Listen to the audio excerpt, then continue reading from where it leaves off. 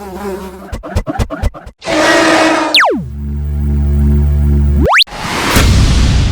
and welcome to Dimsy's Domain. Now this is talking about, I'm going to introduce you nicely, yeah? So why don't you just wait for a bit? I know it's been a while, yeah, but you could just maybe wait a little while. But before I go on to introduce my guest, who probably, you lot figured out who it is, yeah? I know, yeah, I'm stumbling over my words and you're laughing, yeah, blah, blah, blah, blah.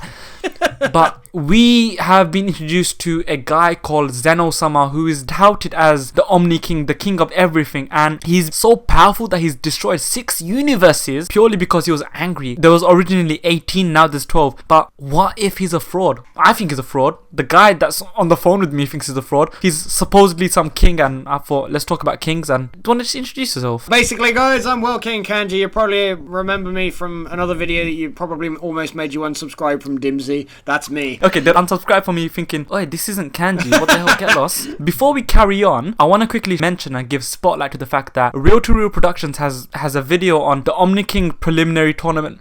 I told you, can't say it. The Omni-King Preliminaries. That's it, yes, yes, he has a video on the Omni-King The Omni-King Preliminary Tournament. The Omni-King Tournament Preliminaries. Which kind of speculates why Zeno wants to speak to Goku. Now let's get on with the video. Pretty much, we think that he's a fraud. Why is he a fraud? Well, okay, let me give you my thought process. So Goku's going to meet him, yeah? Why? I don't know. Who knows? I've speculated before in my predictions video, and of course, Real True has spoken about it in his video. But the point is... The point is what, Dims? the point is that Zeno might not actually be who we possibly all think he is. And well, look, there's a reason why everyone was laughing their heads off and they were kind of somewhat discouraged. Some of them were discouraged and some of them were thinking, oh, this is typical Toriyama, when they saw his character to be like a child. Now, I think that he's some sort of figurehead. Yeah, you know how when you've seen in olden times when someone dies and they have the kid as the king. But the truth is, he doesn't really have all the power. So I think that Zeno is just the figurehead of a establishment, a universal government. They're just using him to put fear, to associate stuff with, like our own bloody monarch people. Like, you know, they're useless, but we just need them for the sake of having them. Wait, what are you saying to us, Dims? What are you saying? Dimsy doesn't like the Queen. Maybe. Yeah, no, I know what you mean, man. Like, it's kind of one of these things where you look at the situation that Zeno is in. It's kind of it's funny that he was only introduced at that very moment, and like the fact that Beerus and Champa were so frightened of him, and they were like, sort of like, you know, you should be cowering with everything, and then Goku's there and he's sort of like, you know, walking over to him and he just wants to shake his hand and stuff, and it's just kind of like, something tells me that they think this guy's crazy, like, you know, he could go off at any moment, which makes it sound to me like if he was the ruler of a universe, you'd have to have a really calm, collected head. You'd expect somebody like the Kaioshins, you know, you'd expect somebody like Supreme Kai. Whis and Vados were not surprised at all when he made his introduction. Yeah, and I mean, like, Whis and Vados is a good segue to talk about something else. If he is as powerful as we all believe he is, then why the fuck does he need attendance? Yeah, exactly. Why the hell? What, do they need to wipe his ass for him or something? I don't know. Well, it's also interesting because the attendance for, like, you know, Whis and Vados, because I imagine Vados is doing the same thing, but Whis is constantly shopping for a replacement god of destruction. So he's obviously the groundskeeper, for what it were, like, you know, Mr. Popo's role to Kami or Dende. He's always the guy that's there beside the current god of destruction. That makes it sound like Zeno is replaceable as the ruler of the universe. Well, sorry, omniverse, should I say. I think I said universe earlier, but you know what I mean. But, like, you know, so if he's like the ruler of the omniverse, then surely that means his attendants look for the replacements. If Zeno is in fact a child, because he comes off like a child, it would imply that he's recently only just come into power. What time frame would recent be? Well, I mean, it's Omniverse, so that could be like 1,000,000 ages or whatever. Talking about Whis and him being a possible new and attendance and stuff, what about that new Whis lifeform like character? I don't want to make any comments because I don't know what that thing is. All I know is it's creepy, like the little girl in The Shining, and I'm just kind of looking at it going, I don't want to look at this anymore. Until I know what that is, I'm not going to poke it, I'm not going to assess it, I'm not going to look at it in the dark. fuck? That thing is a little powder blue git, and I'm staying away from it. That's the wisest possible way to approach it. I'm not discrediting my own self with like going, I think that thing's gonna be the greatest thing in the universe, and I think that that's Whis' dad or anything. Whis' like mother. Yeah, exactly. It's tiny, but I think it's Whis' dad. I don't actually think that. What if he's like a loose cannon? You know how, if for those of you who like football, you know Mario Balotelli. Mario Balotelli is a loose... No, Luis Suarez. Luis Suarez. Everyone knows Luis Suarez. Takes a bite out of the competition. Zeno is like Luis Suarez. He's just like a loose cannon. He has the talent, he has the power, but he's kind of lacking in the mental department, and that could maybe add on the fact that he's a kid, or he's very innocent. The temperament he has is very innocent, but at the same time it kind of alludes to the fact that if he wants to get pissed, he will get very pissed. Yeah, that would, because I mean, obviously he's kind of like, we haven't seen his frown, you know. Well, he's upside down turn into a frown, rather, sorry. We haven't really seen him get angry yet, and I can only imagine if he does, it's like going to be something insane. Kind of like, you know when you first see Majin Buu, when he hatches from the egg, and it's kind of like, you know what I mean by cocoon. Egg. But anyway, and it kind of thinking, how could that thing be so, like, you know, evil? It looks like a little baby. It's like a big pink thing in a nappy, that thing, and a cape. That thing is not going to be like, you know, it's not going to be evil or powerful or anything. And then he gets angry and he starts powering up, and he gets all freaky and stuff, and you're like, oh, Boo's badass. And like, I wouldn't be surprised if we saw something like that from Zeno, but I don't really want to. I echo the fact that I kind of don't want to see Zeno in action, fully exerting himself, because if they have implemented the whole power scales of him, he can destroy all the universes, and if he were to go all out and he doesn't destroy a universe as collateral, it would be stupid. In terms of him like being innocent, being new to the role, being a loose cannon, these are all theories and probably wrong as usual, but the fact is that it shows that his intention for doing the Omni Universe tournament is purely because that looks nice. I want more of it. Yeah, it's good. I like that. There is an alternative way of looking at Zeno, and if we're going to go real deep, if I'm going to go deep inside your minds right now, everybody, if we're going to go deep inside the psyche of what could have been going through Toriyama's mind when he created Zeno or whatever his name is, the little shit that goes, hi, if we're going to look at that, maybe it's a really in-depth link into a religious views of Scientology. Why is that? Well, it could be, and I'm gonna break this down to ways that people may actually get interested. For those of you who don't know, and I'm probably gonna get hunted down and shot because of this. Maybe. But basically, you can look it up online. But if you'd rather not look it up online, you can watch an episode of South Park in season 9. I think it's called Trapped in the Closet, where they look into the views of Scientology, and they believe that this alien king Zeno, but that's close is enough, responsible for so much of this stuff. And I can't. It's very science fiction-y, but that's obviously, you know, L. Ron Hubbard was a science fiction writer, and he's also the guy that founded Scientology. So I mean, like, it's kind of one of those things. Take it with a pinch of salt. But I don't know that much about it, but I know that it's a coincidence that they have the same name.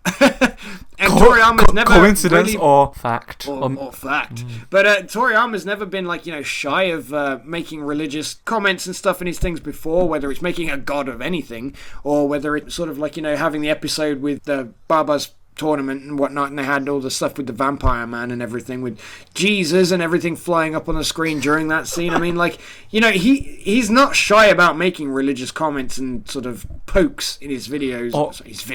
Like Toriyama's a YouTuber in his episodes and his like manga. So. Maybe it's Toriyama coming out. Okay, you can't say coming out the closet in this context, do you? You really can't, because I'm thinking of the South Park episode title, as you said. But saying that Toriyama's coming out the closet is a bit out there. Well, you know what I mean. I'm hoping they know what you mean.